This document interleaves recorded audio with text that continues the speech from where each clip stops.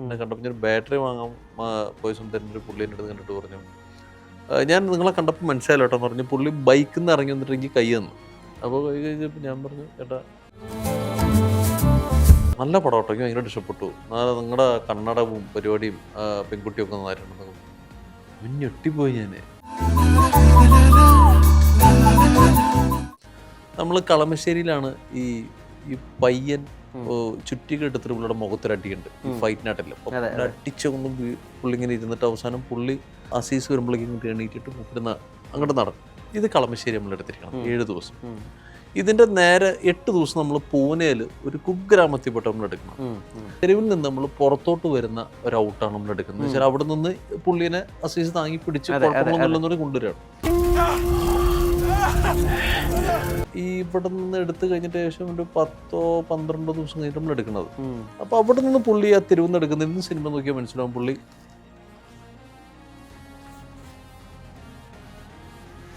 വീണ്ടും സ്പീഡിൽ നടക്കും. ഇത് മാച്ച് ചെയ്യണല്ലോ അല്ലേ? അല്ല, ഞാൻ പറഞ്ഞ നമ്മളത് പറഞ്ഞില്ല. ഞങ്ങള് വിഷ്ണു, ഇത് മനുഷ്യരല്ലേ, നമ്മളത് മറന്നുപോകും. അപ്പോൾ നമ്മുടെ ഹെഡ് മാസ്റ്റർ ഞാനിങ്ങനെ അയച്ചു കൊടുത്തു, ബുദ്ധിമുട്ടാവില്ലെങ്കിൽ കുറച്ചു നേരം കാണണം എന്ന് പറഞ്ഞ് അയച്ചു കൊടുത്ത് പറഞ്ഞു. ഞാൻ അവിടെ നിന്നും ഇവിടെ നിന്നും പലതായിട്ട് കണ്ടു. താങ്കൾ എന്ന് വെച്ചാൽ TH ഒരു 3-4 NGAL നന്നായിട്ടുണ്ട്. എനിക്ക് തോന്നിയ കാര്യം വെച്ചാൽ നമ്മൾ എണീറ്റുമ്പോൾ വിഷ്ണു എങ്ങനെയാണെന്ന് എനിക്കറിയില്ല. ഈ ഞാനിപ്പോൾ ഉപയോഗിക്കുന്ന ഒരു പരിപാടി എന്ന് വെച്ച് കഴിഞ്ഞാൽ, ഈ നമ്മൾ വായിക്കാനിരിക്കുക അല്ലെങ്കിൽ വേറെ ഡിസ്കഷൻ ഇരിക്കുന്ന സമയത്ത് ഈ മൊബൈൽ അടുത്ത് വെക്കാതിരിക്കും. മൊബൈൽ നമ്മുടെ പഴയ റിസീവർ കാലമല്ലേ, ആ റിസീവർ കാലം പോലെ തന്നെ മൊബൈൽ എന്ന് പറഞ്ഞ സാധനം അവിടെ കണക്റ്റഡ് ആണ് എന്ന് വിചാരിക്കുക അവിടെ. അപ്പം നമുക്ക് ഈ സാധനം എടുത്ത് ചെയ്യാനുള്ള ടെൻഡൻസി അങ്ങ് ആദ്യം കട്ട് ചെയ്യുക. മൊബൈൽ വന്നാൽ അത് ആരാ നോക്കുക, വിഷ്ണുവാണ് വിളിക്കണം, ഓക്കെ എടുക്കുക, ആ വിഷ്ണു അവിടെ തന്നെ വെക്കുക, എന്നിട്ട് നമ്മൾ തിരിച്ചുകൊണ്ട് വരിക.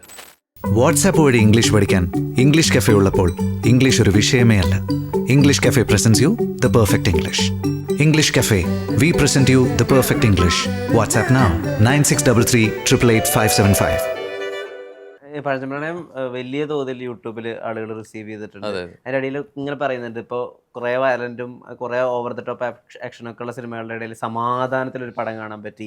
ആളുകൾ കുറേ വലിയ വലിയ കമന്റുകളാണ് എഴുതുന്നത്. ഇപ്പോൾ പഴഞ്ചപ്രണയത്തിന്റെ പ്രിവ്യൂ ഞാൻ റോണിച്ചേട്ടൻ്റെ കൂടെയാണ് കണ്ടത് ഇതിൽ. അപ്പോൾ ആ വേർഷനേക്കാളും കുറച്ചുകൂടി ടെക്നിക്കലി ക്വാളിറ്റി ഉള്ള വേർഷനാണ് ഇപ്പൊ വന്നിട്ടുള്ള ആളുകൾക്ക് വ്യൂവിങ്ങിന്. അതൊരു അതിന്റെ ഏറ്റവും ആദ്യ ഘട്ടത്തിലാണ് നമ്മളൊക്കെ അത് കാണുന്നത്.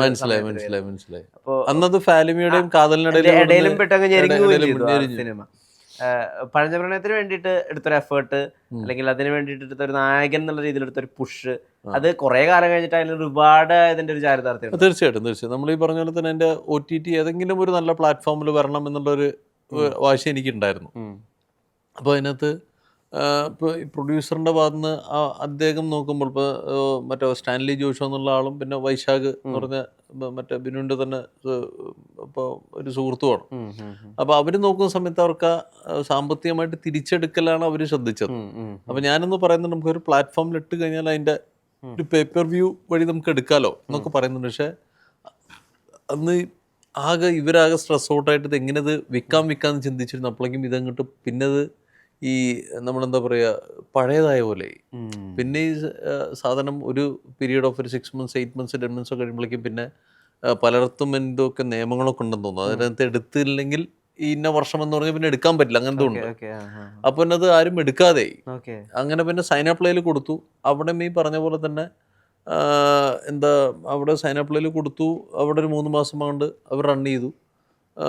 പിന്നെ അവിടെ നിന്ന് ഇപ്പോൾ പല ബ്രോഡ്കാസ്റ്റിംഗ് ചാനൽസ് 8 മിനിറ്റ് 10 മിനിറ്റ് ഇപ്പോൾ പല ക്ലൈമാക്സ് വെച്ച് ബാക്കിയെല്ലാം പലയിടത്ത് കിടക്കുന്നുണ്ട്.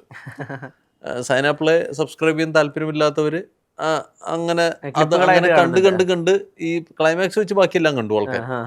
അപ്പോൾ അത് യൂട്യൂബിൽ വന്നപ്പോഴേക്കും കുറേ പോർഷൻ കണ്ടവരുണ്ട്, ക്ലൈമാക്സ് അത്ര കണ്ടിട്ടില്ല.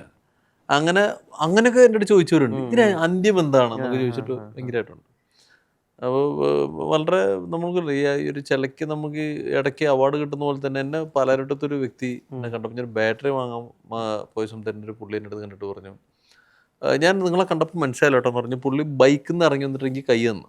അപ്പോൾ കൈ കഴിഞ്ഞപ്പോൾ ഞാൻ പറഞ്ഞു, ചേട്ടാ നമ്മുടെ പടം അപ്പം ഞാൻ വിചാരിക്കുന്ന കണ്ണൂർ സ്ക്വാഡിനെ കുറിച്ച് മുമ്പ് പറഞ്ഞതാണ്. ഞാൻ വൈഫ് നിർബന്ധിച്ചിരുന്ന് കണ്ടതാ. നല്ല പടം കേട്ടോ, എനിക്ക് ഭയങ്കരമായിട്ട് ഇഷ്ടപ്പെട്ടു. നിങ്ങളുടെ കന്നഡവും പരിപാടിയും പെൺകുട്ടിയും ഒക്കെ നന്നായിട്ടുണ്ടെന്ന്. അവൻ ഞെട്ടിപ്പോയി ഞാൻ.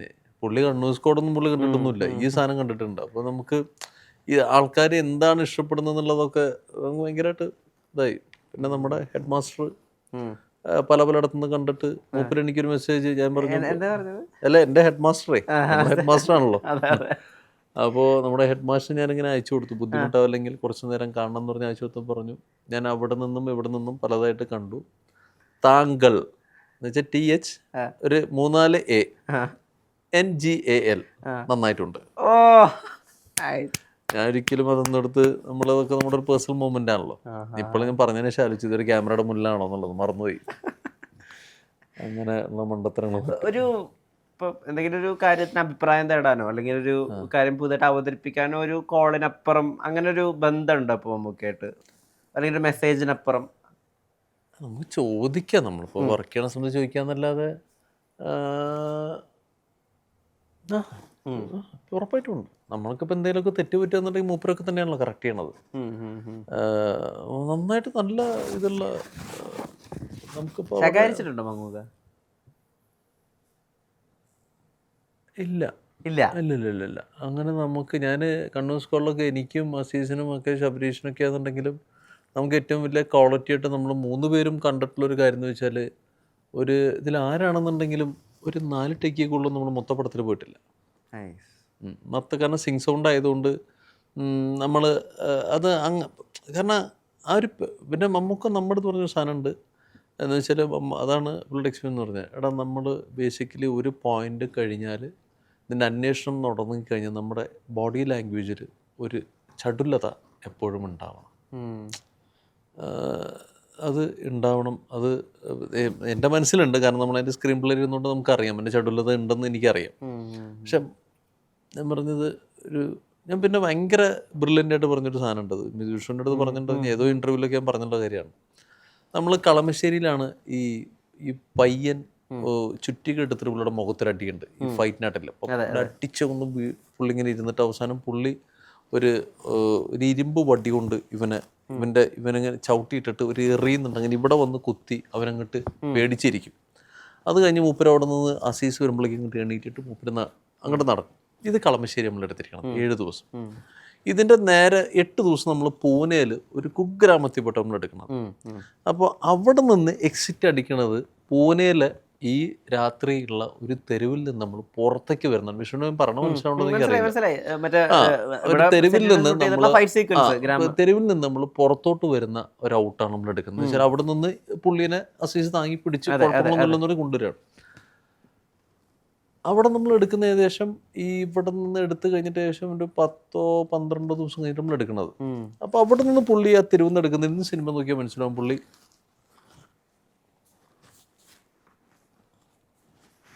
വീണ്ടും സ്പീഡിൽ നടക്കും. ഇത് മാച്ച് ചെയ്യണല്ലോ അല്ലേ? അല്ല, ഞാൻ പറഞ്ഞത് നമ്മളത് പറഞ്ഞില്ല. ഞങ്ങള് വിഷ്ണു ഇത് മനുഷ്യരല്ലേ, നമ്മളത് മറന്നുപോകും ഏത് എക്സിറ്റാണ് വരണത്. അപ്പോൾ ഞാൻ പറഞ്ഞു മേ ബി ഒരു ഇതിനിടയിൽ വേറെ എന്തെങ്കിലും സീക്വൻസ് കയറുണ്ടെന്ന് എനിക്കിപ്പോൾ കണ്ടിന്യൂറ്റി വൈസ് കിട്ടുന്നില്ല. പക്ഷെ ഇന്ന അടി ചുറ്റിവയ്ക്കാൻ കൊണ്ടിട്ടുള്ളതുകൊണ്ട് അവിടെ നിന്നായിരിക്കാം ഞാൻ ആ ഗ്രാമത്തിൻ്റെ ഇന്ന പോർഷൻ നിന്ന് പുറത്തേക്ക് വരുമ്പോൾ ആ അടിയുടെ വേദന കണ്ടിന്യൂറ്റി മെയിൻറ്റെയിൻ ചെയ്യുന്നുള്ളതാണ് ഒരു നടൻ്റെ ഏറ്റവും വലിയ കർത്തവ്യം. അപ്പോൾ അത് ഞാൻ പറഞ്ഞിട്ട് എവിടെ അപ്പൊ ഞാനത് പിന്നെ അത് ഞാൻ പറഞ്ഞു റോബി നമ്മളാരെങ്കിലും ചെന്ന് പറഞ്ഞായിരുന്നു അത് ഈ പരിപാടി. കാരണം തരും രാത്രി പൂനെയിലെ ക്ലൈമറ്റ് എന്ന് പറഞ്ഞാൽ രാത്രി എന്നുള്ള വാക്കിന് ഞാൻ എഴുതാൻ 10 തവണ ആലോചിക്കും, അത്രയും തണുപ്പാ. അപ്പം സാറിന് നമ്മളൊരു 6 മണി മുതൽ 2 മണി വരെ പിടിച്ച് നിർത്തിയിട്ട് 2 മണിക്ക് ശേഷം പിന്നെ വേറെ റോബി വർഗീസിന്റെ വേറെ കലാപരിപാടികളാണ്. 6 മണി വരെയാണ്, 6 to 6 ആണ്. നമുക്കെന്നെ 2 മണി വരെ ബുദ്ധിമുട്ടിക്കുക, ചില ദിവസം 3 വരെ മെനക്കെടുത്തിട്ടുണ്ട്. അപ്പോൾ അത് കഴിഞ്ഞിട്ട് പിന്നെ ഈ തീപ്പന്തം കൊണ്ടുള്ള കളികൾ പരിപാടി, പിന്നെ ആക്ഷൻ ബ്ലോക്കുകൾ കുറേ എടുക്കാനുണ്ടല്ലോ, എക്സ്ട്രാ ഷോട്ട്സ്. അപ്പോൾ അതൊക്കെ ഈ രാത്രി ഇന്ന് എടുക്കലാണ്. അപ്പോൾ അന്ന് ഈ സുപ്രീം സുന്ദർ മാസ്റ്ററാണ്, മൂപ്പരാണെങ്കിൽ അതേ സമയത്ത് കങ്കു ചെയ്തുകൊണ്ടിരിക്കും. മൂപ്പർക്ക് എത്രയും പെട്ടെന്ന് അങ്ങോട്ട് പോകണം. അപ്പോൾ അതിൻ്റെ ചില ദിവസങ്ങൾ മൂപ്പർ ഉണ്ടായിരുന്നില്ല. അങ്ങനെ പല ഇപ്പം പുള്ളിയുടെ അസോസിയേറ്റ്സിന് വെച്ചൊക്കെ നമുക്ക് വേണ്ടതായ കാര്യങ്ങൾ നമ്മൾ എടുക്കണം. പടം ഇറങ്ങി വരുന്ന സമയത്ത് നമുക്ക് താഴെ എഴുതി കാണിക്കാൻ പറ്റില്ലല്ലോ. പിന്നെ അടുത്ത് മൂപ്പര് ഉണ്ടായിരുന്നില്ല കേട്ടോ. അപ്പം അതിൻ്റെതായ ഒരു ബുദ്ധിമുട്ടുണ്ടാവും, ഒന്ന് ക്ഷമിച്ചേക്കണം എന്നുള്ള രീതി കാണിക്കാൻ പറ്റില്ല. അപ്പോൾ ഈ ഒരു സാധനം ഞാൻ ഭയങ്കരമായിട്ട് ഞെട്ടിപ്പോയിട്ടുള്ളത്, നമുക്കടെ ഒരു ഓർമ്മ ഞെട്ടി, അതാണ് ഒരു എക്സ്പീരിയൻസ്. ഈ ഇപ്പം ഡയറക്ടേഴ്സ് പല വിധത്തിൽ വന്നിട്ട് ഇങ്ങനെ ഫീഡ്ബാക്ക് പറയുമല്ലോ. എന്നിപ്പോൾ പേരെടുത്തിട്ടുള്ളൊരു നടനായി, നായകനടനായിരിക്കുന്നു, തിരക്കഥാകൃത്തായിരിക്കുന്നു, ഇപ്പോഴും അതേ വാമത്തോടുകൂടി അതേ ഊഷ്മളതയോട് കൂടിയിട്ട് ഇപ്പം ഖാലിദ് റഹ്മാൻ എനിക്ക് ഉണ്ടയിൽ പറഞ്ഞിട്ടുണ്ട്, ചേട്ടാ ഇതല്ല എനിക്ക് വേണ്ടത്. കൃത്യമായിട്ട് പറഞ്ഞിട്ടുണ്ട്. ഇപ്പോൾ ജൂഡാനോട് പറഞ്ഞിട്ടുണ്ട്, ഇപ്പോൾ ആളുകൾ കൈയടിച്ചു വെച്ചിട്ട് ഇതല്ല എനിക്ക് വേണ്ടത്, എൻ്റെ സാധനം ഞാൻ വന്ന് പറഞ്ഞുതരാം, അത് ചെയ്യണം. ഇപ്പൊ നിൽക്കുന്ന അവസ്ഥയിലും അവർ വന്ന് പറഞ്ഞാൽ എനിക്ക് അതേ സമാധാനത്തോടുകൂടി കേൾക്കും. വിഷ്ണു ബേസിക്കലി സംവിധാനമല്ലേ വിഷ്ണുവിൻ്റെ ക്യാപ്റ്റൻ. നമ്മൾ അതിനെ റെസിസ്റ്റ് ചെയ്ത് എങ്ങനെയാണ് നിൽക്കാൻ പറ്റുക? അത് ഒരാളുടെ പുള്ളി അവരുടെ തലയിലുള്ളതല്ലേ ഫുള്ള്. നാളെ വിഷ്ണു സംവിധായകനായി, വിഷ്ണുവിൻ്റെ ഒരു തിരക്കഥാകൃത്ത് ഉണ്ടാവും. അപ്പോൾ വിഷ്ണുവിൻ്റെ അടുത്ത് ആദ്യം പറയുമ്പോൾ വിഷ്ണു ഒരു കാര്യം പറഞ്ഞ് കൺവിൻസ് തന്നെ കൊണ്ടുപോകുന്നത്. അപ്പോൾ അവിടെ ചെന്ന് കഴിയുമ്പോൾ വിഷ്ണുവിന് ആവശ്യമുള്ള രീതിക്ക് ഞാൻ ചെയ്തു തരാമെന്നല്ലാണ്ട് വേറെന്തോ ഓപ്ഷൻ അതിൻ്റെ? വിഷ്ണുവിന് എന്ത് വേണമെന്ന് തരാനല്ലേ വിഷ്ണു എന്നെ ഞാനൊരു ടൂള് മാത്രമല്ലേ. സംവിധായകനെ സംബന്ധിച്ചിടത്തോളം നടൻ എന്ന് പറഞ്ഞൊരു ടൂള് മാത്രമാണ്. ബേസിക്കലി ഫിലിം മേക്കറിൻ്റെ ക്രാഫ്റ്റാണ് സിനിമ, ഒരു സംശയമില്ല. ഇത് ഞാനെന്നല്ല, ലോകത്തെ ഏറ്റവും മികച്ച നടന്മാർ പറഞ്ഞിട്ടുള്ള കാര്യങ്ങളൊന്നാണ്. നമുക്ക് അങ്ങനെ ആ കണ്ടിന്യൂസ് ആയിട്ട് ആക്ടിങ് പ്രോസസ്സ് ഔട്ട് ആൻഡ് ഔട്ടായിട്ട് എൻജോയ് ചെയ്യണമെന്നുണ്ടെങ്കിൽ എനിക്ക് വേണമല്ല നാടകം പിടിച്ച് അഭിനയിക്കേണ്ടത്. ഞാൻ അമച്ചർ നാടകങ്ങൾ സുനിൽ സുഗതച്ചേട്ടൻ്റെ അടുത്ത് ഞാനിപ്പോൾ 2 വർഷം പോലും ചോദിച്ചു, സുനിലായിട്ട് എന്തെങ്കിലും പരിപാടി ചെയ്യുന്നുണ്ടെങ്കിൽ എന്നോടൊന്ന് ഉൾപ്പെടുത്തണം, ഞാൻ വരാൻ തയ്യാറാണ്. പറഞ്ഞു എല്ലാടാ ഞാൻ അങ്ങനെ ഒരു പരിപാടി ചെയ്തിട്ടുള്ളതൊക്കെ ഞാൻ നമ്മുടെ ശ്രീകുമാറിൻ്റെ ഒപ്പമാണ്, അതിനകത്ത് വേറെ സ്കോപ്പില്ല, എന്തെങ്കിലും ഉണ്ടെങ്കിൽ പറയാം എന്നൊക്കെ നമ്മൾ അന്വേഷിക്കാറുണ്ട്. നമ്മളങ്ങനെ പോയിട്ട് ഇപ്പോൾ ഒരു 30 മിനിറ്റോ അല്ലെങ്കിൽ 45 മിനിറ്റോ അല്ലെങ്കിൽ 1.5 മണിക്കൂറിൻ്റെ നാടകം ചെയ്യാൻ ഒരു മടിയില്ല. നമ്മൾ ചെയ്തിട്ടുള്ളതാണ്, നമ്മൾ അമച്ചർ നാടകം ചെയ്തിട്ടുള്ളതാണ്, ഉമ്മാക്കി ചെയ്തിട്ടുള്ളതാണ്, കർണൻ ചെയ്തിട്ടുള്ളതാണ്. അപ്പോൾ അവിടുത്തെ ട്രിവാൻഡ്രത്ത് ഞാൻ എൻ്റെ പ്രീ വിദ്യാഭ്യാസ സമയത്ത് ഒരു മടിയില്ല. നമ്മൾ എന്തായാലും നമ്മൾ പറഞ്ഞുകൊണ്ടിരുന്നത് ഡയറക്ടേഴ്സ് പറയുമ്പോൾ ജൂഡ് പറഞ്ഞെന്ന് വെച്ചാൽ അങ്ങനെ വാവിട്ട് ഞാൻ ലേഫി കരഞ്ഞിട്ടില്ല. അപ്പം അങ്ങനെ കരയാൻ പറയുമ്പോൾ നമ്മൾ കുറച്ച് നാളായിട്ട് ഇപ്പോൾ എബ്രിഡ് ഷൈൻ്റെ ആയിക്കോട്ടെ ഖാലിദ് റഹ്മാൻ്റെ ആയിക്കോട്ടെ വളരെ സട്ടിൽ ആക്ടിങ്ങിൽ നമ്മൾ പോയിട്ട് അങ്ങനെ ലൗഡായിട്ടൊരു സാധനം വരുമ്പോൾ, കാരണം പുള്ളിയുടെ ജഡ്ജ്മെൻ്റ് ആണ്. അപ്പോൾ എനിക്കത് അങ്ങനെ വാവിട്ട് കരയാതിരിക്കാൻ വേണ്ടി ഞാനൊരു 5-6 ടേക്ക് കളിച്ചു നോക്കി. കളിക്കുക എന്നുള്ളതല്ല, ഞാനത് ഇത് മതിയാവുന്ന പ്രതീക്ഷ ബാലൻസ് ചെയ്ത് നോക്കി. പക്ഷെ അതല്ല. അപ്പോൾ ജൂഡ് നിർബന്ധപൂർവ്വം ചേട്ടാ അതല്ല കേട്ടാ, അത് അങ്ങോട്ട് ഒരു ജൂഡ് അവസാനം ഒരു സീൻ അഭിനയിച്ച് കാണിച്ചു. ആ ജൂഡ് അവസാനം വെച്ചാൽ എനിക്ക് പറ്റുമോ എന്നറിയില്ല, ജൂഡ് ഗംഭീരമായിട്ട് പുള്ളി ചെയ്തു. ഈ ഞാൻ ചെയ്ത സാധനം മൂപ്പര് അഭിനയിച്ചാട്ടെ ഇങ്ങനെയാണ് എനിക്ക് വേണ്ടത്. പിന്നെ എനിക്ക് മനസ്സിലായി ഇനി നമ്മളൊന്നും പറഞ്ഞിട്ട് കാര്യമില്ല, ഇതൊന്നെങ്കിലും എനിക്ക് ഭീകരമായിട്ട് കയ്യടി കിട്ടും, അല്ലെങ്കിൽ എന്തെങ്കിലും സംഭവിക്കും. അതെനിക്കറിയാം. അത് നമ്മൾ വിചാരിച്ചാൽ എനിക്ക് കണ്ണൂർ സ്ക്വാഡിന് ശേഷം ഏറ്റവും കൂടുതൽ അപ്രിസിയേഷൻ കിട്ടിയ ക്യാരക്ടർ അത് ക്ലീറ്റസ്, കുറുക്കൻ ക്ലീറ്റസ്. ഈ കണ്ണൂർ സ്ക്വാഡ് എഴുതിയതിനു ശേഷമേ തിരക്കഥ എഴുതാൻ സമീപിക്കുന്നവരുടെ എണ്ണം എത്രമാത്രം കൂടിയിട്ടുണ്ട്? തിരക്കഥാകൃത്ത് എന്നുള്ള ലേബൽ എത്രമാത്രം ആസ്വദിക്കുന്നുണ്ട്? എഴുതാൻ സത്യം പറഞ്ഞാൽ എഴുത്ത് നടക്കുന്നുണ്ടോ?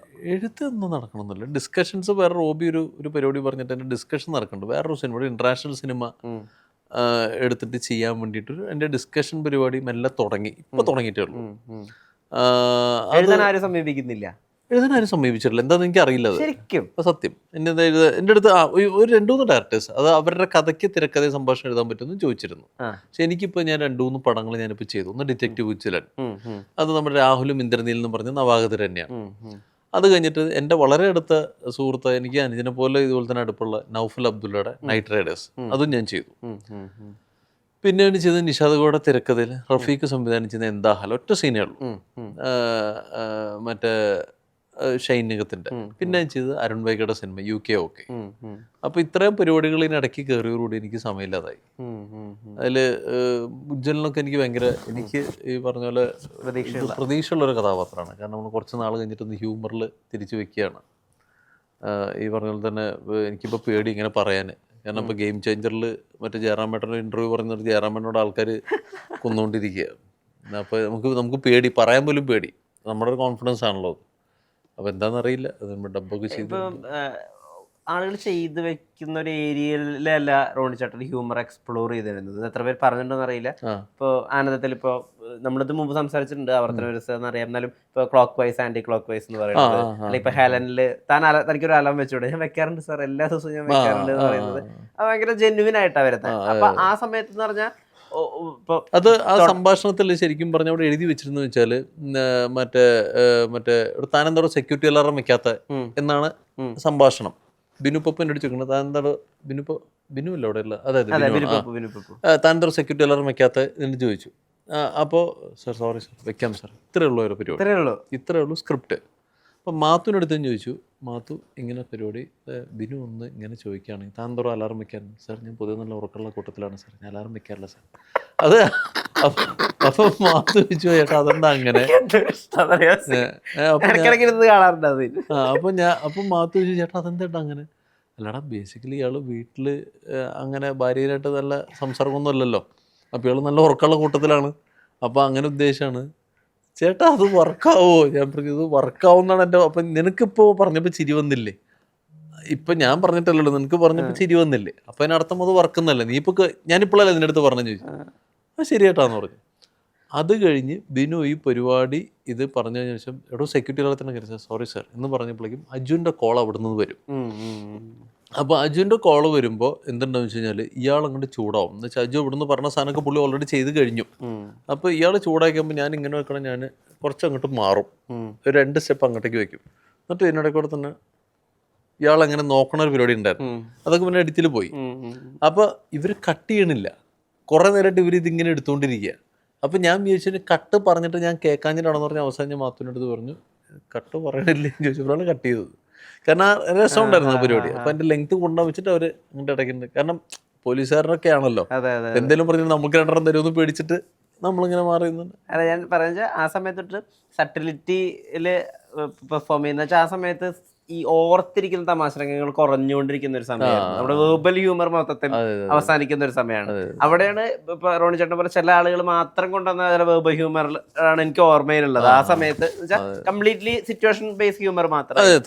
അപ്പൊ അത് ഓർത്തെടുത്ത് ഞാൻ പറഞ്ഞതാണ്. ഈ കൊച്ചിയിലേക്ക് ഈ സിനിമ ആഗ്രഹമായിട്ട് വന്നൊരു റോണി ഉണ്ടല്ലോ, ഒരു പരിധിവരെ എൻ്റെ പപ്പയ്ക്ക് ബേസിക്കലി തൃശ്ശൂർക്കാർക്കൊക്കെ ഉള്ളൊരു പ്ലസ് ആണ്, തൃശ്ശൂർ മനസ്സിലാവും അത്. പപ്പ ഇപ്പോൾ ഒരു 74-75 വയസ്സാണ്. പപ്പ വഴി നിൽക്കുന്ന സമയത്ത് ഇപ്പോൾ ചില ആൾക്കാരൊക്കെ ഇങ്ങനെ മെല്ലെ പോവാണെങ്കിൽ പപ്പ പറയും വെറുതെ വീട്ടിലിരുന്നാൽ മതി, ഒരു കാര്യമില്ലാതെ ഇറങ്ങി പുറത്തിറങ്ങിയിട്ട് എന്താവും എന്തോ. പപ്പയുടെ പ്രായം പോലും ഇല്ലയെന്ന് പറഞ്ഞിട്ട് പറയുന്നത്. അത് പറഞ്ഞിട്ട് കാര്യമില്ല, ഇങ്ങനെയൊക്കെ ഭയങ്കരമായിട്ട് എൻജോയ് ചെയ്യണ ആളാണ്. അപ്പോൾ വെച്ചാൽ അപ്പോൾ ഇപ്പോഴത്തെ ആൾക്കാർക്ക് പറഞ്ഞു പറയുന്ന ഇപ്പോഴത്തെ ആൾക്കാർക്കും പറഞ്ഞാൽ മനസ്സിലാവുന്ന കാര്യമാണ് ഈ വെള്ളിയാഴ്ചയാണ് തിയേറ്ററിൽ ഈ ചേഞ്ച് വരിക, അറിയാലോ. അപ്പോഴാണ് നമ്മൾ വ്യാഴം റിലീസ് വരാൻ തുടങ്ങി. ഒരു കാലഘട്ടം വരെ വെള്ളിയാഴ്ചയാണ് തിയേറ്ററിൽ ചേഞ്ച്. അപ്പൊ ചില പടങ്ങൾ വെള്ളി ശനി ഞായർ തിങ്കൾ വീണ്ടും വീക്ക് ഡേ വരുമ്പോൾ വീരിക്കും. എന്ന് വെച്ചാല് മറ്റേ വർക്കിംഗ് ഡേ വരുമ്പോഴേക്കും പടം മോശമാണെങ്കിൽ ഇരിക്കും. അപ്പൊ ആ സമയത്ത് പണ്ടത്തെ കമ്പനിക്കാർ ചെയ്യുന്നൊരു പരിപാടിയുണ്ട്, ഈ ആ കമ്പനി വലിച്ചിട്ട് അവരുടെയിലുള്ള വേറെ ഏതെങ്കിലും പടങ്ങൾ ഇപ്പൊ പടം ഇരുന്ന് ഹോൾഡ് ഓവർ ആയില്ലോ, ചൊവ്വ ബുധൻ വേടത്തിന് നിങ്ങൾക്ക് വേറെ പടം തരാമെന്ന് പറഞ്ഞിട്ട് ഇവർ വേറെ പടം കൊടുക്കും. അപ്പോൾ ആ പടവും മോശമാണെന്നുണ്ടെങ്കിൽ ഈ എൻ്റെ പപ്പ പറഞ്ഞുള്ളൊരു കാര്യം എന്ന് വെച്ചാൽ ഞാൻ കണ്ടിട്ടുണ്ട്, ഈ പറമ്പിലൊക്കെ നമ്മൾ ഈ ഗുരുവായൂർ വെങ്ങാമുക്ക് മറ്റേ പഴനി അഞ്ഞൂര് അവിടെയൊക്കെ ഈ മറ്റേ ഈ തോട്ടം പണിക്കും ഈ പറമ്പ് പണിക്കൊക്കെ പോണ ജോലിക്കാർ വൈകുന്നേരം ആകുമ്പോൾ ഒരു ചെറുതടിച്ചിട്ട് തിയേറ്ററിൽ വന്നിരിക്കും. അപ്പോൾ ഇത് നമ്മൾ മറ്റേ കുറച്ച് സ്ലോ പേസ്ഡ് പടങ്ങളൊക്കെ ആണെന്നുണ്ടെങ്കിൽ ഇവരൊരു ഫസ്റ്റ് ഹാഫ് കഴിയുമ്പോൾ ഇറങ്ങി വന്നിട്ട് പപ്പയുടെ ക്യാബിനിൽ വരും. അവിടെ കൗണ്ടറിൻ്റെ അടുത്ത് തന്നെയാണ്. രാജേട്ടാ ഇമാര് സാധനമാണെന്നുണ്ടെങ്കിൽ അടുത്ത് തന്നെ തിയേറ്റർ കത്തൂട്ടാ, ഒന്ന് സൂക്ഷിച്ചോ. ഇങ്ങനെയൊക്കെ പറഞ്ഞു പോകുന്ന ആൾക്കാരെ നമ്മൾ കണ്ടിട്ടുണ്ട്. രാജേട്ടൻ ഇത് വെറുതെ ആവശ്യമില്ലാതെ ചേഞ്ച് എന്നൊക്കെ ഓരോരോ വേറെ ഇങ്ങനത്തെ പടങ്ങൾ ഇടണ്ട, കഴിഞ്ഞ പടം തന്നെയാണെങ്കിൽ ഒന്നുകൂടി കണ്ടിട്ടുണ്ടാവും. അപ്പൊ അവരെ സംബന്ധിച്ചോളം ഏത് പടം എന്നുള്ളതല്ല, അവർക്ക് വൈകുന്നേരം ഒരു ലക്ഷർ ആക്ടിവിറ്റി എന്നുള്ളതല്ല. അപ്പൊ ഇങ്ങനെയുള്ള നമുക്ക് നോക്കാടോ ഇനി അങ്ങനെ വരില്ല കേട്ടാ, ഞാൻ ശ്രദ്ധിച്ചോളാം, ഈ പടം എന്തായാലും വരില്ല. അപ്പൊ ഇങ്ങനെയൊക്കെയുള്ള പരിപാടികൾ നമ്മള് ചെറുപ്പത്തിൽ ഒരുപാട് കണ്ടിട്ടുണ്ട്. അപ്പോൾ അങ്ങനെ അപ്പോൾ തന്നെ നമ്മുടെ ടിക്കറ്റ് കൗണ്ടറിലുള്ള ഒരു ചേട്ടൻ, ഞാൻ അന്ന് എനിക്ക് 4-5 കിലോ പിടിക്കുമ്പോൾ ഞാൻ കണ്ടിട്ടുണ്ട് ഈ ടിക്കറ്റ് മൂപ്പർക്ക് മനസ്സിലായി, എനിക്ക് മനസ്സിലായില്ല എന്നുള്ള രീതിയിലാണ് മൂപ്പരുന്നത്. അപ്പോൾ വലിയ കസേരകളിൽ ഞാൻ ഇരിക്കുക. അപ്പോൾ ഇവര് ടിക്കറ്റ് മുറിച്ചു കൊടുക്കുന്നിടയ്ക്ക് മൂപ്പര് 2-3 പേർക്ക് വരുമ്പോൾ മൂപ്പര് ടിക്കറ്റ് മുറിച്ചു കൊടുക്കാണ്ട് മൂപ്പര് ഇപ്പുറത്ത് അവിടെ ചെന്നിട്ട് മറ്റേ അവിടെ ഇരുന്നോട്ടോ എന്നിട്ട് ഇങ്ങനെ വാങ്ങണ്ട. അപ്പൊ ഞാൻ വിളിക്കുന്നത് എന്ത്, ഈ ടിക്കറ്റിന്റെ സ്ലിപ്പ് കൊടുത്താലല്ലേ ഈ പൈസ വാങ്ങണ്ടേ, ഈ സ്ലിപ്പ് എന്താ കൊടുക്കാത്ത എന്നെന്റെ മനസ്സിൽ പോയി. എന്താന്ന് എനിക്ക് മനസ്സിലായി, കള്ളത്തരാന്ന് എനിക്ക് അറിയില്ല. അപ്പം പിന്നെ ഒരു 5-6 മാസം കഴിഞ്ഞപ്പോഴാണ് അച്ഛൻ പപ്പ ഇയാളെന്നെ പുറത്താക്കണത്. അപ്പോഴാണ് എനിക്ക് മനസ്സിലായത് ഇത് കൊടുത്തത് മൂപ്പരിങ്ങനെ. അപ്പം ഞാൻ എന്തോ ഒരു പൈസ ഉണ്ടാക്കിയെന്നൊക്കെ നമ്മൾ ചിന്തിച്ചിട്ടുണ്ട്. ഓരോരോ കുറേ സാധനങ്ങൾ ചെറുപ്പത്തിൽ ഈ പറഞ്ഞ പോലെ തന്നെ മനസ്സിൽ കിടക്കുന്നുണ്ട്. ഇതൊക്കെ ഈ ഇപ്പം ഡോക്ടർ പ്രൊഫഷനിൽ നിലനിൽക്കുക, MBBS കഴിഞ്ഞിട്ടുണ്ട്, സിനിമ ആഗ്രഹമാണ് ഉള്ളത്, അന്ന് സോഷ്യൽ മീഡിയ അങ്ങനത്തെ കാര്യങ്ങളൊന്നുമില്ല, ഷോർട്ട് ഫിലിം യൂട്യൂബിലേക്ക് തുടങ്ങിയിട്ടില്ല, ടെലിഫിലിമുകളുടെ ഒരു കാലഘട്ടമാണ്. വരണമെങ്കിൽ ഒന്നില്ലെങ്കിൽ മിമിക്രി അല്ലെങ്കിൽ സീരിയൽ മാത്രമേ വഴിയുള്ളൂ. ആ സമയത്താണ് റോണിയെ പോലുള്ള കുറച്ച് ആളുകൾ, റോണി ഉണ്ടാവും, ചിലപ്പോൾ നമ്മുടെ ഈ സുജീകോപ്പ അങ്ങനത്തെ വിനയ് ഫോർട്ട്, ആ ഒരു ടീം വരുന്നത്. ആ സമയത്തെ ജീവിതാവസ്ഥ എങ്ങനെയായിരുന്നു? ജോലിയുള്ളതുകൊണ്ട് പട്ടിണി കിടന്നിട്ടില്ല. അത് നമുക്ക് എന്തായിരുന്നാലും എൻ്റെ മെഡിക്കൽ പ്രൊഫഷൻ നമ്മൾ ഒരിക്കലും തള്ളി. പലരും എന്നോട് ചോദിക്കും ഏത് ചേട്ടാ അതാണോ ഇതാണോ നല്ലതെന്ന് ചോദിക്കണം, അച്ഛനും അമ്മയെ ആരാ നല്ലതെന്ന് ചോദിക്കണതിനെ പോലെ നമുക്കൊരിക്കലും നമ്മളെ പ്രൊഫഷൻ നമുക്ക് തള്ളി പറയാൻ പറ്റില്ല. അപ്പോൾ പട്ടിണി കിടക്കാതെ ഇരുന്നതിന് കാരണം ആ പഠിപ്പുള്ളതുകൊണ്ടാണ്. അല്ലെങ്കിൽ നമ്മൾ ഉറപ്പായിട്ടും പട്ടിണിയായി പോയേനെ. അത് ആ സമയത്ത് ജീവിതം ഒരിക്കലും ഞാൻ പറഞ്ഞില്ലേ പട്ടിണി കിടക്കണമെന്നില്ല, അത്രേ ഉള്ളൂ. ബാക്കി എല്ലാ സാധാരണക്കാരൻ്റെ ശ്രീനിയേട്ടൻ്റെ പടത്തിലെ നായകനെ പോലെ തന്നെയായിരുന്നു. ഇപ്പോൾ സൽമാൻ സുലോക്ക് സമാനത്തിലെയും ഗാന്ധിയ സെക്കൻഡ് സ്ട്രീറ്റിലെയും വെള്ളാനകളുടെ നാളിലെയും സാധാരണക്കാരനായ വ്യക്തി തന്നെയാണ് നമ്മൾ അന്നും ഇന്നും. ഇന്ന് ഞാൻ പറയും ഇന്നും അങ്ങനെയൊക്കെ തന്നെയാണ് ജീവിക്കണത്. ഞാനിപ്പോൾ എൻ്റെ കാര്യങ്ങൾക്ക് ഉള്ള കാര്യങ്ങൾ നമ്മൾ തന്നെ പോയി കാര്യങ്ങൾ ചെയ്യുക എന്നുള്ളത്. ഇപ്പം വൈഫിനോടൊക്കെ കൺവിൻസ് ചെയ്യേണ്ടി വന്നിട്ടുണ്ടോ? അപ്പം ഞാൻ എത്രമാത്രം അംബീഷ്യസ് ആണ് പടത്തിൽ, പടം എനിക്ക് ഭയങ്കര പാഷനാണ്, അങ്ങനെ കോൺവെർസേഷൻ നടന്നു? കോൺവെർസേഷൻ ഇങ്ങനെ നമുക്ക് നിർത്തിപ്പോയാലെന്നൊക്കെ വൈഫ് ചോദിച്ചിട്ടുണ്ട് പലപ്പോഴും. എന്ന് വെച്ചാൽ അത് നമ്മുടെ അംബീഷൻ കുറവുണ്ടായിട്ടല്ല, നമ്മൾ ഈ ചില സന്ദർഭങ്ങളിൽ സിനിമയിൽ നിന്നുണ്ടാവുന്ന ചില ഞാനിപ്പോൾ വളരെ മോശം അനുഭവങ്ങൾ നമ്മൾ ഈ ഇടയ്ക്ക് ഞാൻ പ്രൊഡ്യൂസറിൻ്റെ ഞാൻ പേര് പറയുന്നില്ല, വിവാദമാവുമായിരിക്കും എനിക്കറിയില്ല. നമ്മൾ ഒരു GST ഹോൾഡർ എന്നുള്ള രീതിയിൽ നമ്മളിപ്പോൾ ഒരു പൈസ നമുക്ക് തന്നു, 1 ലക്ഷം രൂപ നിങ്ങൾ എനിക്ക് തരിക എന്നുണ്ടെങ്കിൽ അതിൻ്റെ GST കൂടി നിങ്ങൾ എനിക്ക് തരണം. നമ്മൾ GST ഇൻവോയ്സ് തരുമ്പോൾ GST നമുക്ക് തരണം. അപ്പോൾ ഒരു പ്രൊഡ്യൂസറിന് ഞാൻ GST ഇൻവോയ്സ് കൊടുത്തിട്ട് ഇദ്ദേഹത്തിൻ്റെ കമ്പനിയിൽ കൊടുത്തിട്ട് ഇദ്ദേഹം GST എനിക്ക് തരുന്നില്ല. അപ്പോൾ ഞാൻ എന്ത് ചെയ്ത്, ഞാൻ പറഞ്ഞു ഒരു 10 ദിവസം വരെ വെയിറ്റ് ചെയ്ത് തരാൻ കഴിഞ്ഞപ്പോൾ ഞാൻ എൻ്റെ കയ്യിൽ നിന്ന് എടുത്ത് അടച്ചു. അപ്പോൾ മൂപ്പര് എൻ്റെ അടുത്ത് തർക്കിച്ചു വെച്ചാൽ അതെങ്ങനെ നിങ്ങൾ അടയ്ക്കുക, ഞാൻ അത്ര GST തരാൻ കെൽപ്പില്ലാത്ത ആളാണോ? ഞാൻ പറഞ്ഞു ചേട്ടാ അതല്ലല്ലോ, ഞാൻ അങ്ങനെ പറഞ്ഞില്ലല്ലോ ചേട്ടാ, എന്നെ വിശ്വാസമില്ല എന്നെ വിശ്വാസമില്ലാണ്ട് നിങ്ങൾ ചെയ്ത്. അപ്പോൾ പുള്ളി അപ്പോൾ അതിൻ്റെ റൈറ്റർ നമുക്ക് വളരെ അടുത്ത സുഹൃത്താണ്. ചേട്ടാ ഒന്ന് പറഞ്ഞ് സോൾവ് ചെയ്യട്ടെ. ഞാൻ പറഞ്ഞു ഇത് എന്തൊരു പുലിപോലാണിത്, ഇതെങ്ങനെ സോൾവ് ചെയ്യാൻ പറ്റുക? മൂപ്പര് എനിക്ക് തരേണ്ട GST ഞാൻ എൻ്റെ കയ്യിൽ നിന്ന് എടുത്ത് അടച്ചു. അത് പുള്ളിക്കൊരു പ്രശ്നം, അതും മൂപ്പർക്ക്. അപ്പോൾ അപ്പം ഞാനിപ്പോൾ അത് ആ ക്യാരക്ടർ നമുക്ക് എവിടെയെങ്കിലും അടിക്കാൻ പറ്റും. ഭാവിയിൽ നമ്മളിങ്ങനെ അടിക്കുമ്പോൾ നിങ്ങൾ അടച്ചോ, അപ്പം എന്നെ വിശ്വാസമില്ല, ഞാൻ ആരാന്നറിയോ, നിങ്ങൾ നോക്കൂ എന്ന് പറഞ്ഞിട്ട് ശങ്കരാടി ചേട്ടത്തെ ഇവിടെ നോക്കൂ എന്ന് പറഞ്ഞ പോലെ തന്നെ മൂപ്പര് വേറെ നടന്മാരുടെ അടച്ചെന്നെ കാണിക്കുക. അപ്പം ഞാൻ പറഞ്ഞു ചേട്ടാ ഇത് വേറൊരു പേഴ്സ്പെക്റ്റീവ് ചിന്തിക്കാമല്ലോ, എനിക്ക് ചേട്ടൻ വിശ്വാസമുള്ളതുകൊണ്ട് എനിക്ക് അടച്ചുകൂടെ? തരുന്നുള്ള വിശ്വാസം അടച്ചു. അപ്പോൾ പുള്ളിക്ക് ഉത്തരവില്ല, അപ്പോൾ പുള്ളി പെട്ടു. അത് കഴിഞ്ഞ് വീണ്ടും ഒരു തർക്കം കൂടെ ആയിക്കഴിഞ്ഞ് പിന്നെ ഞാൻ ആ പടം ചെയ്തില്ല. അപ്പം മൂപ്പര് എനിക്ക് തന്ന എമൗണ്ട് ഞാൻ തിരിച്ചു കൊടുത്തു. അപ്പോൾ എൻ്റെ അടുത്ത് എൻ്റെ കൂടെയുള്ള നടൻ പറഞ്ഞു അല്ല ഭായി നമുക്ക് അഡ്വാൻസ് തന്നതല്ലേ. അപ്പോൾ ഞാൻ പറഞ്ഞു GSTയുടെ ഇങ്ങനെയുള്ള ഒരു മോശം ഒരു പറയുന്ന ഒരാൾ നാളെ പുള്ളി 4 പേരെടുത്ത് പറയും ഡോക്ടർ റോണി അവനൊക്കെ നമ്മുടെ പൈസ കൊണ്ട് തിന്നതല്ലേ, എന്തിനാ നമ്മളെ പേര് കേൾക്കുന്നത് കൊടുത്ത. അപ്പോൾ ക്ലിയർ ആയല്ലോ. നമ്മളെക്കുറിച്ച് നമ്മൾ ഇത് മറ്റേ എൻ്റെ അച്ഛൻ അല്ലെങ്കിൽ എൻ്റെ പപ്പ നമുക്കുണ്ടാക്കുന്ന നല്ല പേരുള്ളതെന്ന് വെച്ചാൽ പഠിക്കാൻ വന്നിട്ട് ഒരുത്തനും നമ്മുടെ അടുത്ത് കടം വാങ്ങിയിട്ടുണ്ടല്ലോ എന്ന് പറഞ്ഞാൽ അപ്പോൾ നമ്മളും നാളെ ഒരാളെയും കൊണ്ട് നമ്മുടെ അടുത്ത തലമുറ കേൾപ്പിക്കണ്ട. റോണി ചേട്ടൻ ഞാൻ ആദ്യം കാണുന്നത് അങ്കരായത്തെ ജിമ്മന്മാർ എന്നുള്ള ഒരു സിനിമയുടെ പ്രൊമോഷനായിട്ട് ബന്ധപ്പെട്ടിട്ടാണ് വരുന്ന സമയത്താണ്. അന്ന് സിനിമയിലെ മറ്റ് കോ ആക്ടേഴ്സ് ഒക്കെ ആയിട്ട് വളരെ സൗഹാർദ്ദപരമായിട്ടുള്ള കാര്യങ്ങൾ പറയുന്നുണ്ട്. അവരെ പറ്റിയിട്ടുള്ള ഡീറ്റെയിൽസ് ഒക്കെ നമ്മളോട് റോണി ചേട്ടനാണെന്ന് ബ്രീഫ് ചെയ്യുന്നത്. ഡയറക്ടറുടെ ഉൾപ്പെടെയുള്ള ശീലങ്ങൾ, അവരുടെ കഥാപാത്രത്തിന്റെ ലേയേഴ്സ് ഒക്കെ അവരെ പറ്റിയിട്ടൊക്കെ വളരെ സൗഹൃദം ഉണ്ട് നമുക്ക് തോന്നിയിരുന്നു. സുഹൃത്തുക്കളെ കൊണ്ടൊരു ധാരാളിയാണോ റോണി ചേട്ടൻ?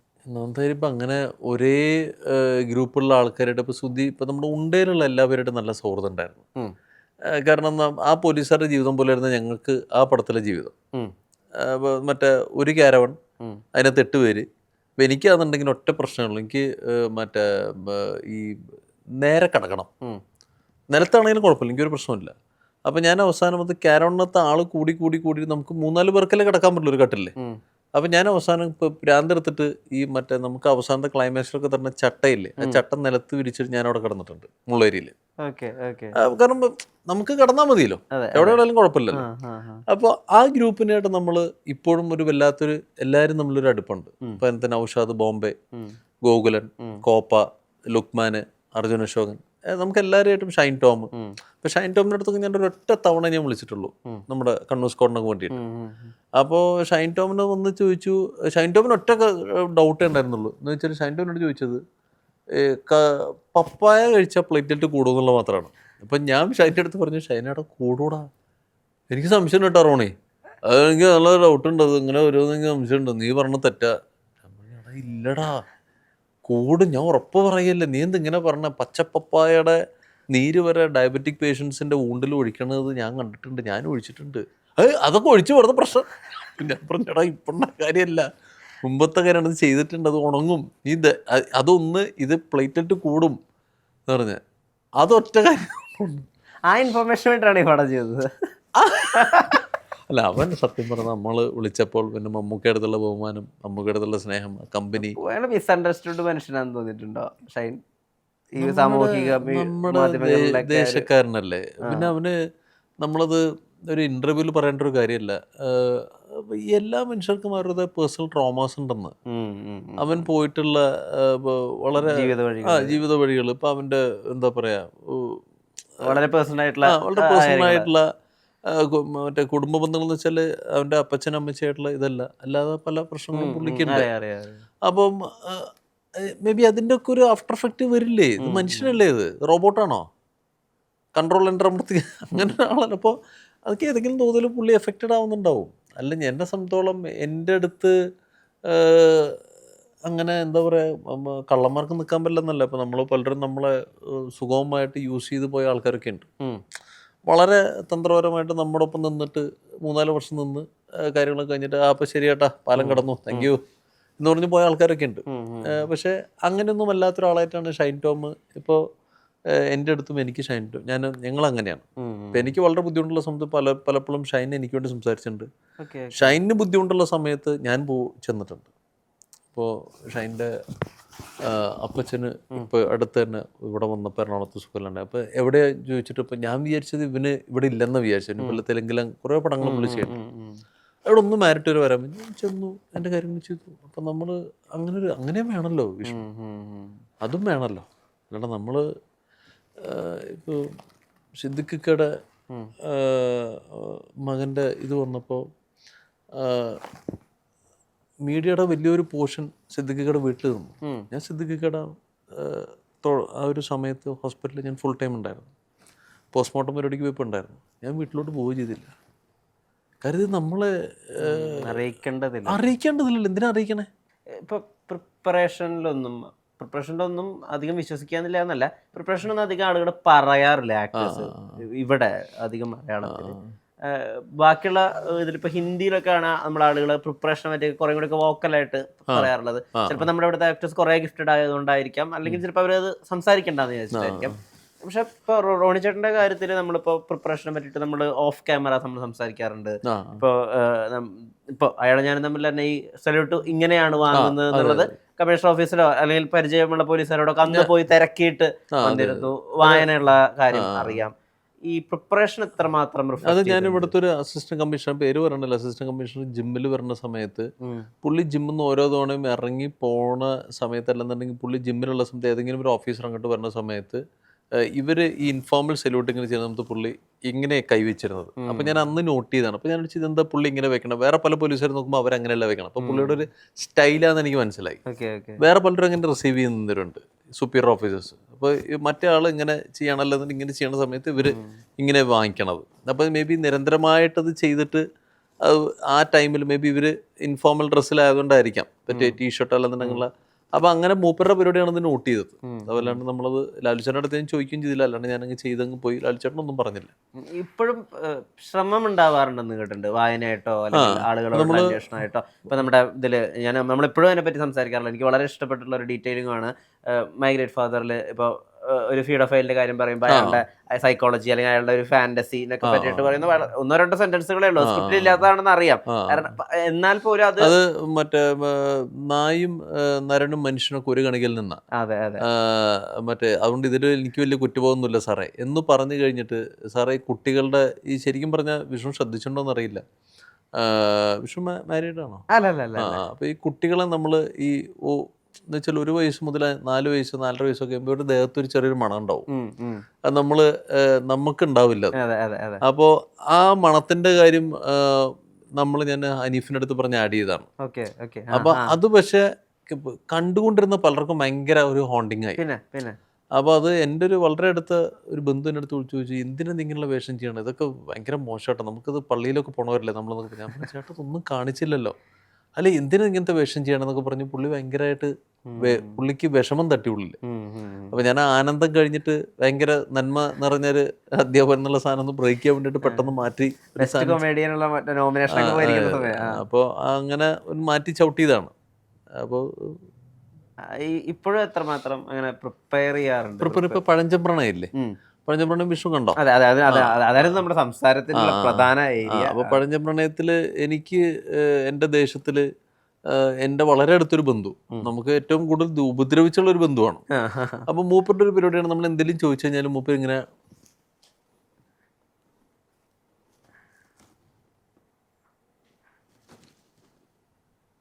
ഇത് ബിനു വേണ്ടെന്ന് പറഞ്ഞു. നമ്മുടെ ക്രിയേറ്റീവ് ഡയറക്ടർ ബിനു സദാനന്ദൻ ഇത് വേണ്ടെന്ന് പറഞ്ഞു. അത് ബേസിക്കലി പുള്ളി ഒരു കള്ളത്തരമുള്ള ഒരു മനുഷ്യനാണ്. ആ ഫോക്കസ് നമുക്ക് തരില്ല, ഐ കോണ്ടാക്ട് തരില്ല. അതൊരു ബേസിക് സൈക്കോളജി ആണല്ലോ. ഇപ്പൊ സ്റ്റീഫൻ നെടുമ്പള്ളിയുടെ സൈക്കോളജി ഇപ്പൊ രാജു പറഞ്ഞല്ലോ. എന്താണ് സ്റ്റീഫൻ നെടുമ്പള്ളി? കണ്ണിമ വെട്ടാത്തൊരു സാധനം. ഞാൻ ഈ സാധനം ഗോഡ് ഫാദറിൽ അൽപാച്ചിനും ശ്രദ്ധിച്ചിട്ടുള്ളതാണ്. അൽപാച്ചിനോട് പല സീൻസിലും ഇയാളിങ്ങനെ കണ്ണിമ വെട്ടാതെ ഇയാളിങ്ങനെ പറയുന്ന സാധനം നമ്മൾ ശ്രദ്ധിച്ചിട്ടുള്ളതാണ്.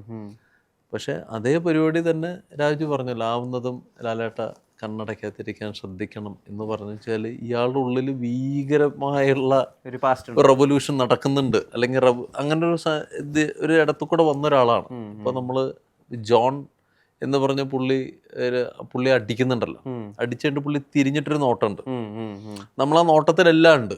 ഇയാളുടെ ഒരു കൗണ്ടർ റിയാക്ഷനും കട്ട് ചെയ്തിട്ടുണ്ട്. ആ കൗണ്ടർ റിയാക്ഷൻ എന്ന് വെച്ചാൽ നമ്മൾ രാജവൻ പലനൊക്കെ നമ്മൾ അടിച്ചിട്ട് നമ്മൾ പറയില്ല, ഇത് പത്തി ഉടർത്തി നിൽക്കുന്ന ഒരു സാധനമല്ലേ, ആ ഒരു ഇമ്പാക്റ്റ് അതിന്. ഇയാളുടെ കണ്ണിലും ചെറിയൊരു നനവുണ്ട്. അതുപോലെ തന്നെ ഇയാൾ തിരിച്ച് നീ എന്നെ തല്ലാൻ മാത്രം ആയോടാന്നുള്ളൊരു സാധനം ഉണ്ടല്ലോ, എന്താണ് ഇയാൾ ചെയ്യാൻ പോണെന്നുള്ള ഒരു സാധനത്തിന് നമുക്ക് അപ്പൊ തന്നെ ആ ടെറർ മനസ്സിലാവും. അപ്പോൾ അങ്ങനത്തെ അപ്പൊ അതേപോലെ തന്നെ കമ്മിങ് ബാക്ക് ടു പഴഞ്ചപ്രണയം. അപ്പൊ ഈ ഒരു സാധനം ബിരുവിൻ്റെ അടുത്ത് പറഞ്ഞു, റോണി ഈ ഇത് വേണ്ട, മറ്റേ ഇത് നമുക്ക് ഇയാൾ ഇമോഷണലി അപ്സെറ്റ് ആവുന്ന സമയത്തും അപ്പാവുന്ന സമയത്ത് നമുക്ക് പിടിക്കാം.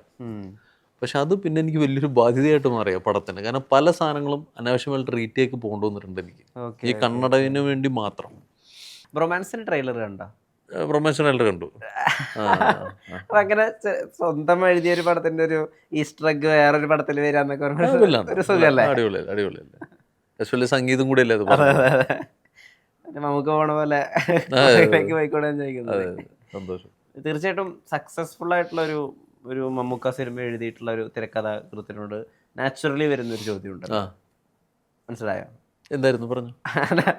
നാച്ചുറലി വരുന്നൊരു ചോദ്യം ഉണ്ടല്ലോ, എപ്പോഴാണ് ഈ മോഹൻലാലിനെ നായകനാക്കി ഒരു സിനിമ എഴുതുക, അദ്ദേഹത്തെ ഉൾക്കൊള്ളിച്ചൊരു സിനിമ മനസ്സിലുണ്ടോ എന്നൊക്കെ.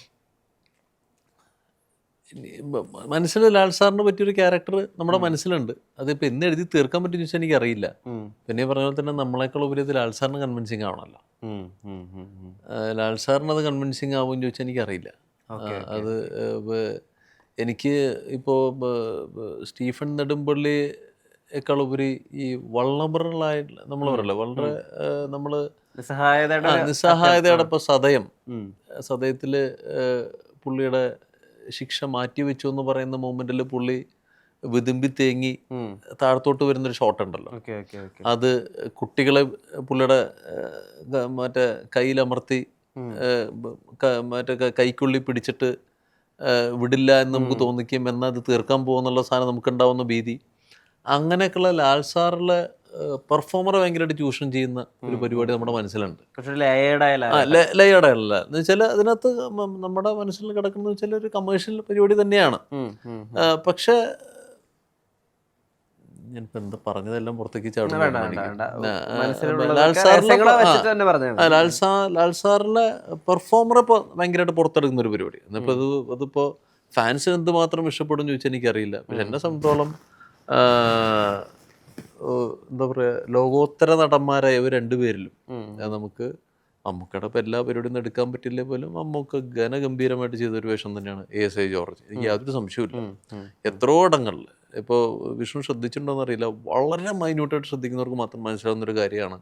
ഞാൻ മമ്മൂക്കയുടെ തുടക്കത്തിൽ എപ്പോഴോ നമ്മുടെ പ്രാരംഭഘട്ടത്തിൽ പറഞ്ഞൊരു സാധനമാണ്, മമ്മൂക്ക ഇവരുടെ അടുത്തൊക്കെ പലപ്പോഴും ഉന്നതാധികാരികൾ ഇവർക്ക് ഫോൺ ചെയ്യുന്ന സമയത്ത് ഇവർ വെച്ചാൽ സാറേ സാർ നമസ്കാരം സാർ എന്താ മനസ്സിലായോ വിഷ്ണുവിനെ? വിഷ്ണു എൻ്റെ അടുത്ത് സംസാരിക്കുമ്പോൾ റോൺ ചേട്ടാ എന്തുണ്ട്, വരുമോ സമയത്തിന് വരുമോ ഇന്ന് ചോദിക്കേണ്ട സാധനം, റോൺ ചേട്ടാ.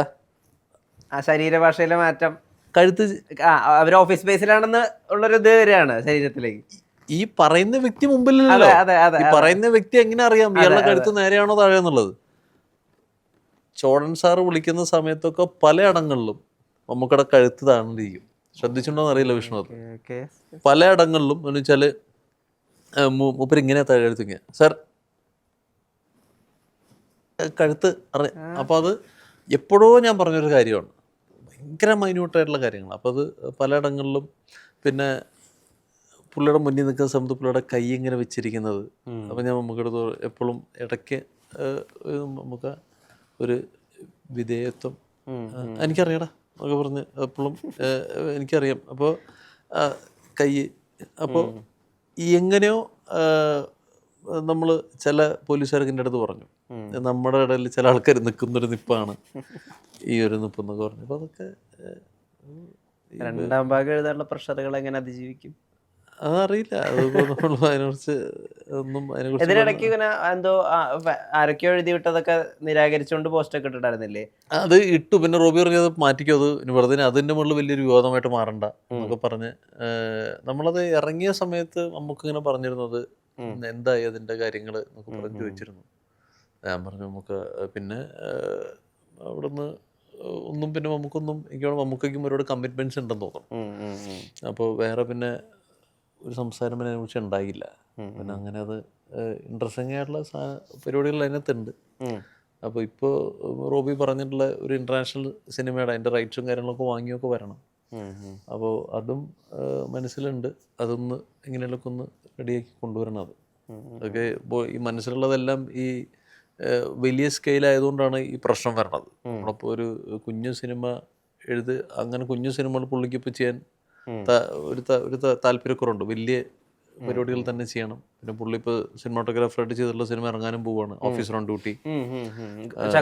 ചാക്കോച്ചനായിട്ടുള്ള പുള്ളിയുടെ ആദ്യത്തെ തട്ടംപുറത്ത് അച്യുതം കഴിഞ്ഞിട്ട് പുള്ളി ക്യാമറ ചെയ്യുന്ന സിനിമയാണത്, ചാക്കോച്ചനായിട്ട്.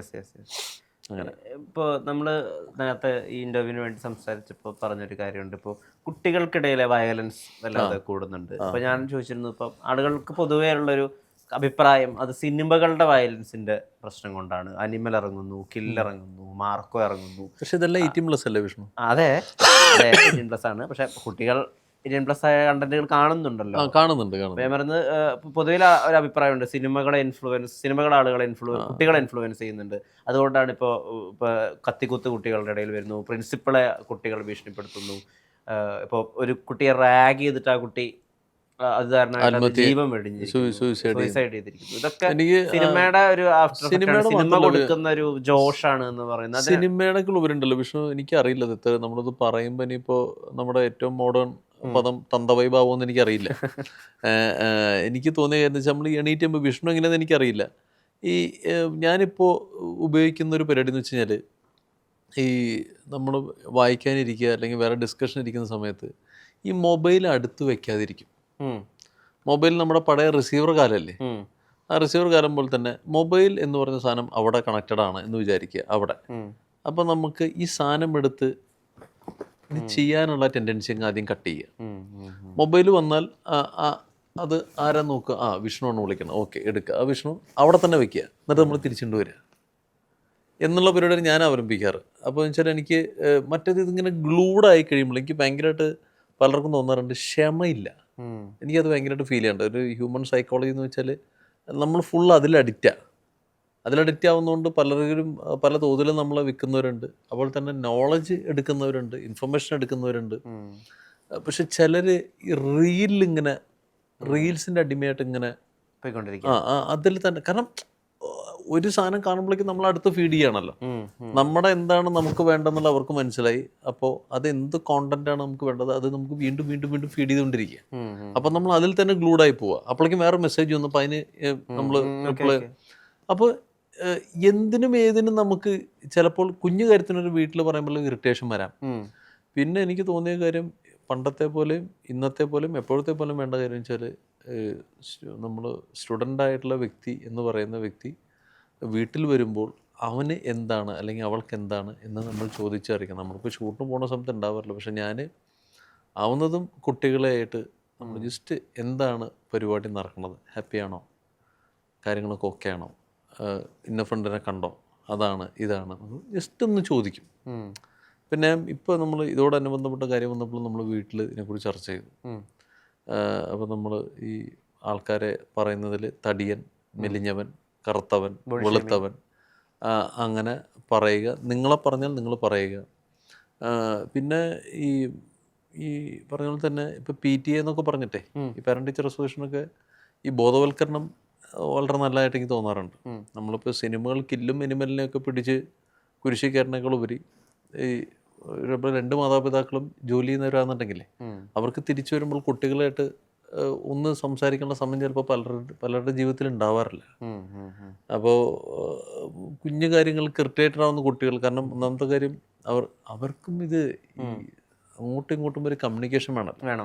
ഇതൊക്കെയാണ് എനിക്ക് എന്താ പറയുക പ്രാഥമികമായിട്ട് ചെയ്യേണ്ട കാര്യങ്ങൾ ഇതൊക്കെയായിട്ട് എനിക്ക് തോന്നാറുണ്ട്. അതുകൊണ്ട് നമ്മൾ ഒരു മാർക്കോയോ ഒരു കില്ലോ അല്ലെങ്കിൽ ഒരു എനിമലോ ഉണ്ടാക്കുന്ന ഡാമേജിനേക്കാൾ ഉപരി നമ്മൾ ഇത് ഇന്ന സമയം മുതൽ ഇന്ന സമയം വരെയാണ്, പിന്നെ ഇത് എവിടെ ഇരുന്നാണ് കാണണമെന്ന് എനിക്കറിയില്ല. മൊബൈലിലാണെന്നുണ്ടെങ്കിൽ ഒന്നും ചെയ്യാൻ പറ്റില്ല, എല്ലാ സ്ഥലത്തും നമുക്ക് പറയാനല്ലേ പറ്റുള്ളൂ. കുട്ടി കമ്മ്യൂണിക്കേറ്റ് ചെയ്യാൻ പറ്റുന്നുണ്ടെങ്കിൽ എനിക്ക് തോന്നുന്നത് ആ പ്രശ്നം സംഭവിക്കില്ല എന്ന് എനിക്ക് തോന്നി. കുട്ടിക്ക് ഒരു പക്ഷേ അവൻ്റെ മാതാപിതാക്കളായിട്ട് കമ്മ്യൂണിക്കേറ്റ് ചെയ്യാൻ പറ്റിയിരുന്നെങ്കിൽ നമ്മൾ ചോദിക്കുമല്ലോ. പിന്നെ നമ്മൾ ഓരോരുത്തർക്കും ഓരോ ബോഡി ലാംഗ്വേജ് ഉണ്ടല്ലോ.